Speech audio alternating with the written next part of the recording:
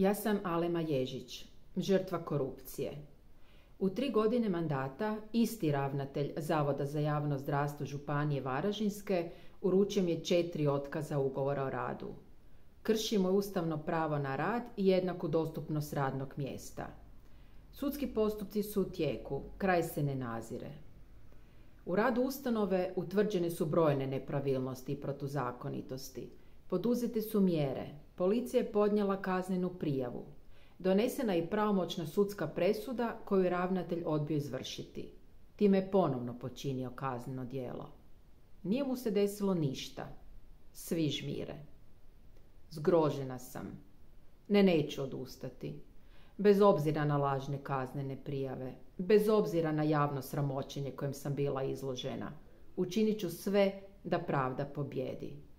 I da, i ja imam san. Sanjam pravednije društvo. Društvo u kojem će se odgovorno upravljati javnim ustanovama i odgovorno trošiti javni novac. A vi? Sanjate li i vi isti san?